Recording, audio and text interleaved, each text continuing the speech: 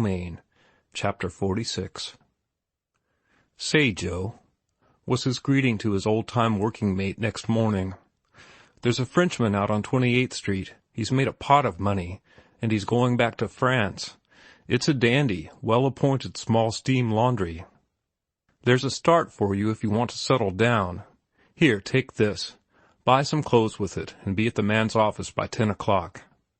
He looked up the laundry for me, and he'll take you out and show you around.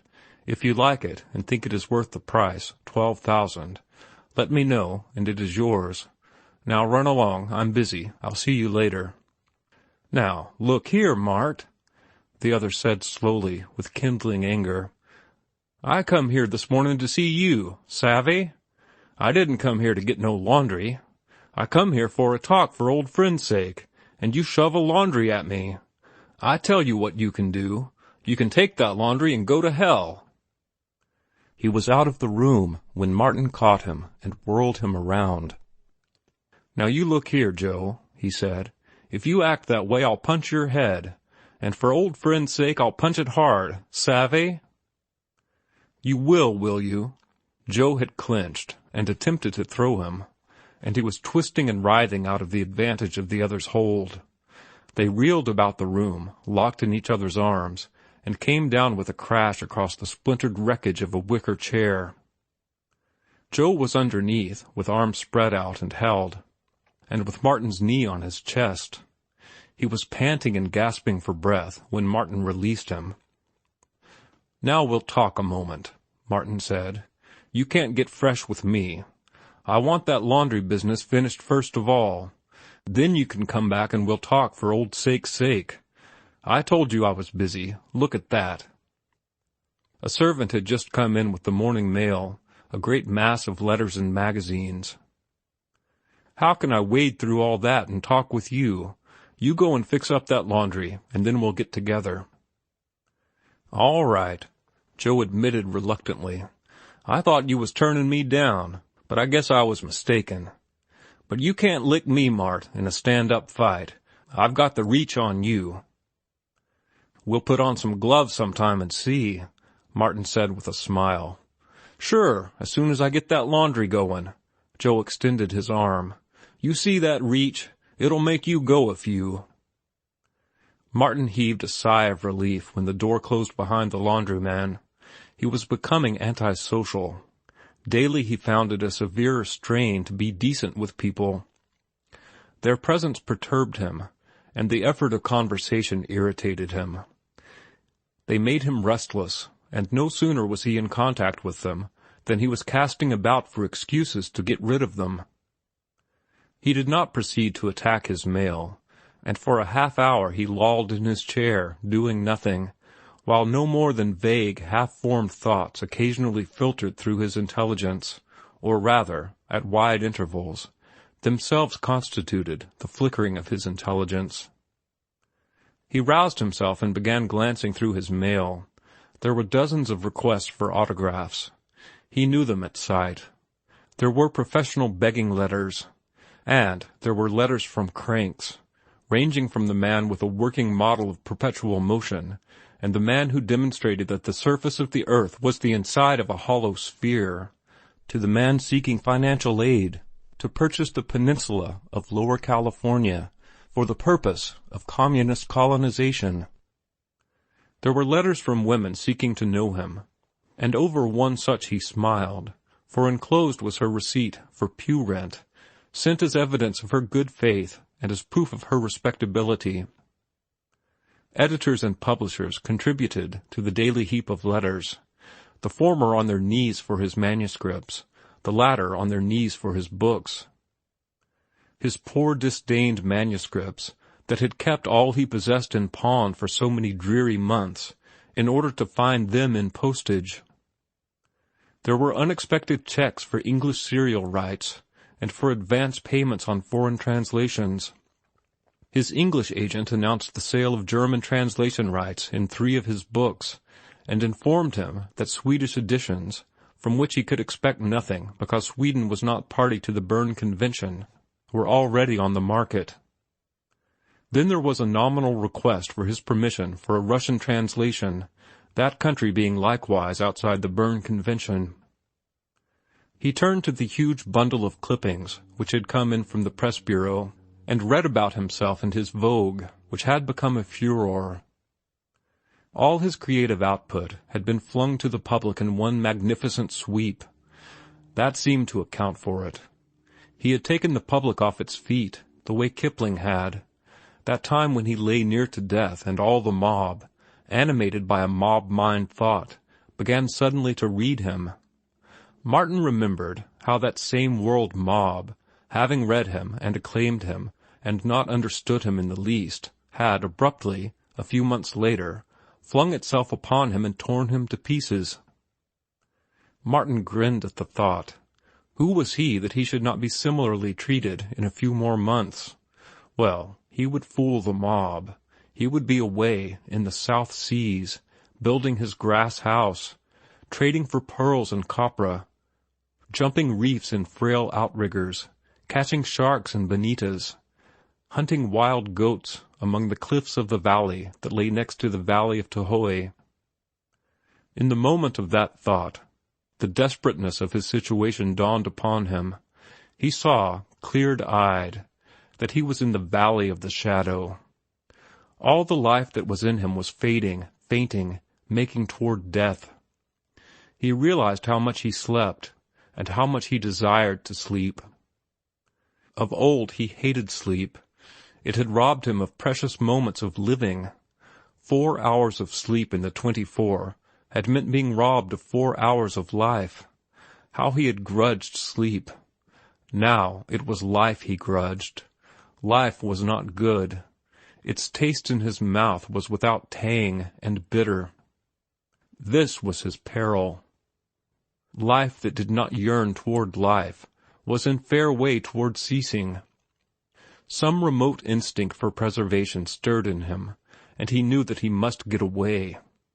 He glanced about the room, and the thought of packing was burdensome. Perhaps it would be better to leave that to the last. In the meantime, he might be getting an outfit.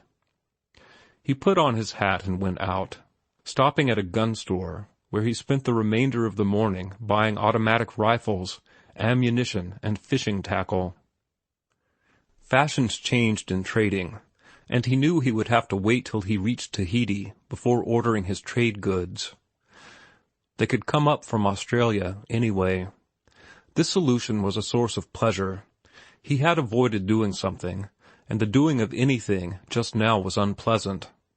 He went back to the hotel gladly, with a feeling of satisfaction in that the comfortable Morris chair was waiting for him, and he groaned inwardly on entering his room at the sight of Joe in the Morris chair. Joe was delighted with the laundry. Everything was settled, and he would enter into possession next day. Martin lay on the bed, with closed eyes, while the other talked on. Martin's thoughts were far away, so far away that he was rarely aware that he was thinking. It was only by an effort that he occasionally responded. And yet this was Joe, whom he had always liked. But Joe was too keen with life. The boisterous impact of it on Martin's jaded mind was a hurt. It was an aching probe to his tired sensitiveness. When Joe reminded him that sometime in the future they were going to put on the gloves together, he could almost have screamed. "Remember, Joe, you're to run the laundry according to those old rules you used to lay down at Shelley Hot Springs," he said. "No overworking, no working at night, and no children at the Mangles. No children anywhere, and a fair wage." Joe nodded and pulled out a notebook. "Look at here. I was working out them rules before breakfast this a.m. What do you think of 'em?" He read them aloud, and Martin approved, worrying at the same time as to when Joe would take himself off. It was late afternoon when he awoke. Slowly, the fact of life came back to him. He glanced about the room. Joe had evidently stolen away after he had dozed off. That was considerate of Joe, he thought. Then he closed his eyes and slept again. In the days that followed, Joe was too busy organizing and taking hold of the laundry to bother him much, and it was not until the day before sailing that the newspapers made the announcement that he had taken passage on the Mariposa. Once, when the instinct of preservation fluttered, he went to a doctor and underwent a searching physical examination. Nothing could be found the matter with him. His heart and lungs were pronounced magnificent. Every organ, so far as the doctor could know, was normal and was working normally. "There is nothing the matter with you, Mr. Eden," he said. "Positively nothing the matter with you. You are in the pink of condition. Candidly, I envy you your health. It is superb. Look at that chest. There, and in your stomach, lies the secret of your remarkable constitution. Physically, you are a man in 1,000, in 10,000. Barring accidents, you should live to be 100. And Martin knew that Lizzie's diagnosis had been correct. Physically, he was all right. It was his think machine that had gone wrong, and there was no cure for that except to get away to the South Seas. The trouble was that now, on the verge of departure, he had no desire to go. The South Seas charmed him no more than did bourgeois civilization. There was no zest in the thought of departure, while the act of departure appalled him as a weariness of the flesh. He would have felt better if he were already on board and gone. The last day was a sore trial. Having read of his sailing in the morning papers, Bernard Higginbotham, Gertrude, and all the family came to say good-bye, as did Hermann von Schmidt and Marion. Then there was business to be transacted, bills to be paid, and everlasting reporters to be endured. He said good-bye to Lizzie Connolly, abruptly, at the entrance to night school, and hurried away. At the hotel he found Joe, too busy all day with the laundry to have come to him earlier. It was the last straw, but Martin gripped the arms of his chair and talked and listened for half an hour. "You know, Joe," he said, "that you are not to be tied down to that laundry. There are no strings on it. You can sell it any time and blow the money. Any time you get sick of it and want to hit the road, just pull out. Do what will make you the happiest." Joe shook his head. "No more road in mine, thank you kindly. Hoboin's all right, exceptin' for one thing, the girls. I can't help it, but I'm a ladies' man. I can't get along without 'em. And you've got to get along without 'em when you're hoboing. The times I've passed by houses where dances and parties was goin' on, and heard the women laugh and saw their white dresses and smilin' faces through the windows, gee! I tell you them moments was plain hell. I like dancin' and picnics, and walkin' in the moonlight, and all the rest too well. Me for the laundry, and a good front, with big iron dollars clinkin' in my jeans. I seen a girl already just yesterday, and do you know, I'm feelin' already I'd just as soon marry her as not. I've been whistlin' all day at the thought of it. She's a beaut, with the kindest eyes and softest voice you ever heard.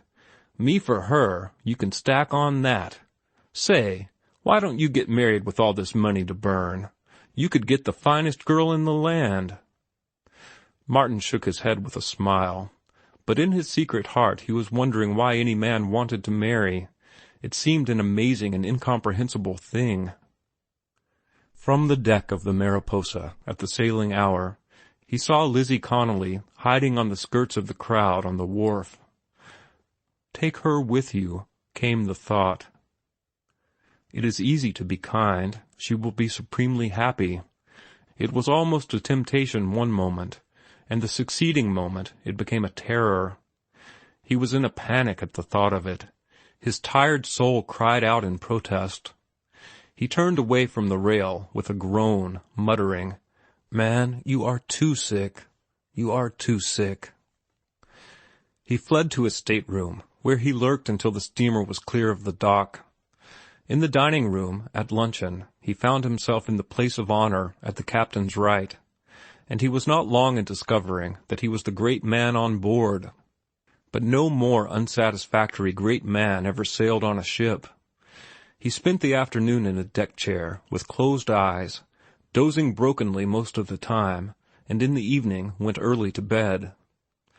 After the second day, recovered from seasickness, The full passenger list was in evidence, and the more he saw of the passengers, the more he disliked them.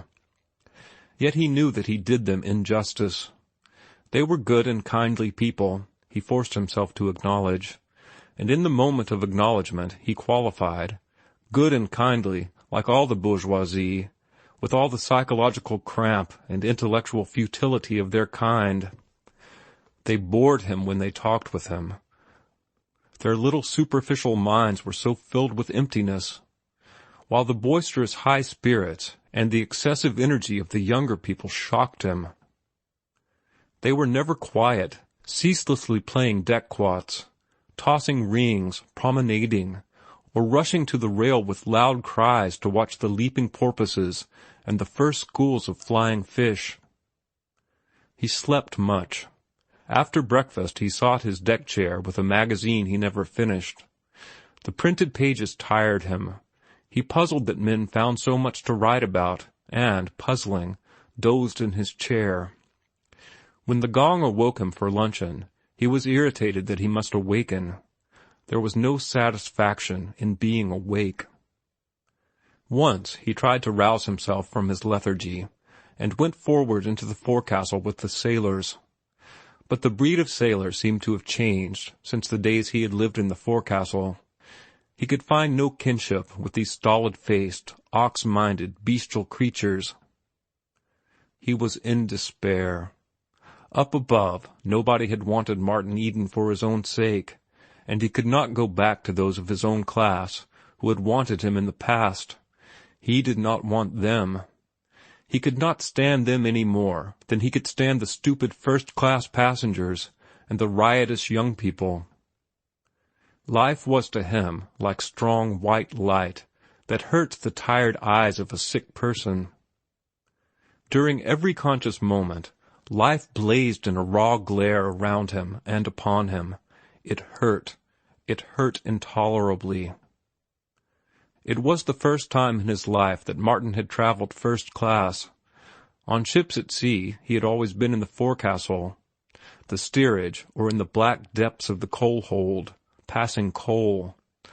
In those days, climbing up the iron ladders, from out of the pit of stifling heat, he had often caught glimpses of the passengers, in cool white, doing nothing but enjoy themselves, under awnings spread to keep the sun and wind away from them, with subservient stewards taking care of their every want and whim, and it had seemed to him that the realm in which they moved and had their being was nothing else but paradise. Well, here he was, the great man on board, in the midmost center of it, sitting at the captain's right hand, and yet vainly harking back to the forecastle and stokehole, in quest of the paradise he had lost. He had found no new one, and now he could not find the old one. He strove to stir himself and find something to interest him. He ventured the petty officer's mess, and was glad to get away. He talked with a quartermaster off duty, an intelligent man who promptly prodded him with the socialist propaganda, and forced into his hands a bunch of leaflets and pamphlets. He listened to the man expounding the slave morality, and, as he listened, he thought languidly of his own Nietzsche philosophy. But what was it worth, after all?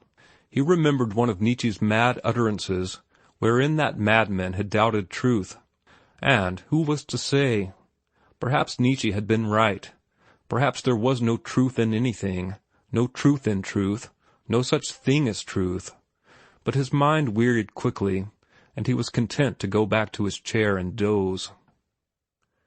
Miserable as he was on the steamer, a new misery came upon him. What, when the steamer reached Tahiti? He would have to go ashore. He would have to order his trade goods, to find a passage on a schooner to the Marquesas, to do 1,001 things that were awful to contemplate. Whenever he steeled himself deliberately to think, he could see the desperate peril in which he stood. In all truth, he was in the valley of the shadow, and his danger lay in that he was not afraid. If he were only afraid, he would make toward life. Being unafraid, he was drifting deeper into the shadow. He found no delight in the old familiar things of life.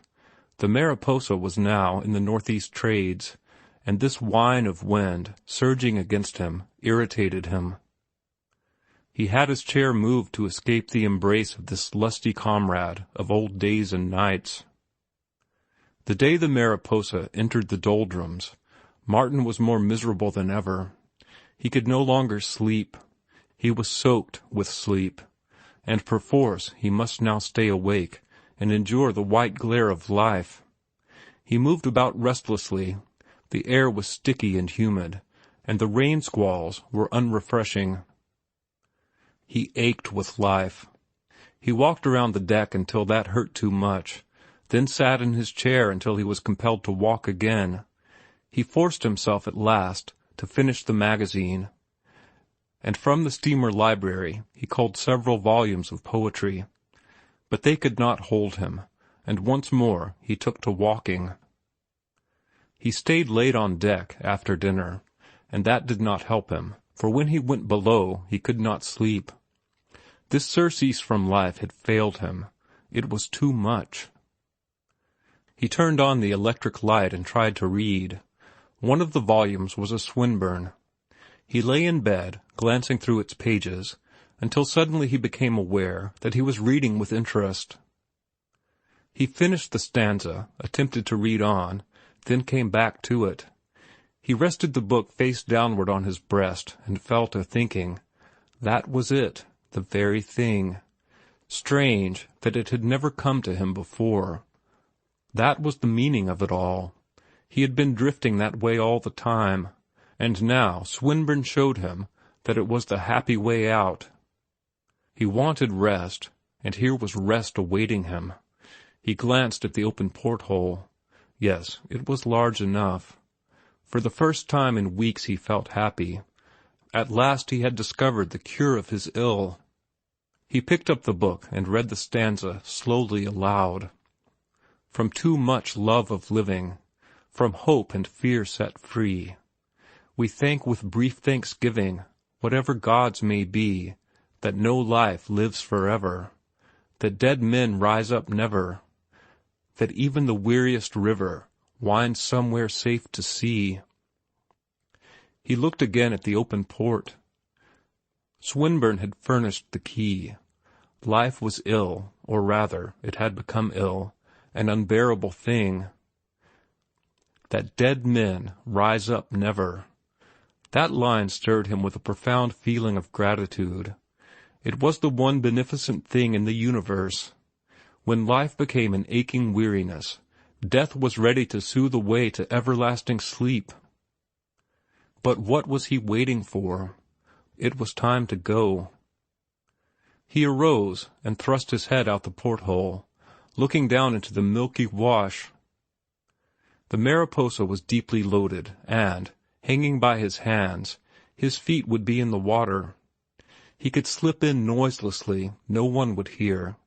A smother of spray dashed up, wetting his face. It tasted salt on his lips, and the taste was good. He wondered if he ought to write a swan song, but laughed the thought away. There was no time. He was too impatient to be gone. Turning off the light in his room so that it might not betray him, he went out the porthole feet first. His shoulders stuck, and he forced himself back so as to try with one arm down by his side. A roll of the steamer aided him, and he was through, hanging by his hands. When his feet touched the sea, he let go. He was in a milky froth of water. The side of the Mariposa rushed past him like a dark wall, broken here and there by lighted ports. She was certainly making time. Almost before he knew it, he was astern, swimming gently on the foam-crackling surface. A bonita stuck at his white body, and he laughed aloud. It had taken a piece out, and the sting of it reminded him of why he was there. In the work to do, he had forgotten the purpose of it. The lights of the Mariposa were growing dim in the distance, and there he was, swimming confidently, as though it were his intention to make for the nearest land 1,000 miles or so away. It was the automatic instinct to live. He ceased swimming, but the moment he felt the water rising above his mouth, the hand stuck out sharply with a lifting movement. The will to live was his thought, and the thought was accompanied by a sneer. Well, he had will, aye, will strong enough that with one last exertion it could destroy itself and cease to be. He changed his position to a vertical one. He glanced up at the quiet stars, at the same time emptying his lungs of air. With swift, vigorous propulsion of hands and feet, he lifted his shoulders and half his chest out of water. This was to gain impetus for the descent. Then he let himself go and sank without movement, a white statue, into the sea. He breathed in the water deeply, deliberately, after the manner of a man taking an anesthetic. When he strangled, quite involuntarily, his arms and legs clawed the water and drove him up to the surface and into the clear sight of the stars. The will to live, he thought disdainfully, vainly endeavoring not to breathe the air into his bursting lungs. Well, he would have to try a new way. He filled his lungs with air, filled them full. This supply would take him far down. He turned over and went down head first, swimming with all his strength and all his will. Deeper and deeper he went. His eyes were open, and he watched the ghostly, phosphorescent trails of the darting bonita. As he swam, he hoped that they would not strike at him, for it might snap the tension of his will. But they did not strike, and he found time to be grateful for this last kindness of life. Down, down he swam, till his arms and legs grew tired and hardly moved. He knew that he was deep. The pressure on his eardrums was a pain, and there was a buzzing in his head. His endurance was faltering, but he compelled his arms and legs to drive him deeper until his will snapped and the air drove from his lungs in a great explosive rush. The bubbles rubbed and bounded, like tiny balloons, against his cheeks and eyes as they took their upward flight. Then came pain and strangulation. This hurt was not death, was the thought that oscillated between his reeling consciousness. Death did not hurt. It was life, the pangs of life, this awful, suffocating feeling. It was the last blow life could deal him. His willful hands and feet began to beat and churn about, spasmodically and feebly. But he had fooled them, and the will to live that made them beat and churn. He was too deep down. They could never bring him to the surface. He seemed floating languidly in a sea of dreamy vision. Colors and radiances surrounded him, and bathed him and pervaded him. What was that? It seemed a lighthouse, but it was inside his brain, a flashing, bright white light. It flashed swifter and swifter. There was a long rumble of sound, and it seemed to him that he was falling down a vast and interminable stairway, and somewhere at the bottom he fell into darkness. That much he knew. He had fallen into darkness, and at the instant he knew, he ceased to know. The End of Martin Eden by Jack London.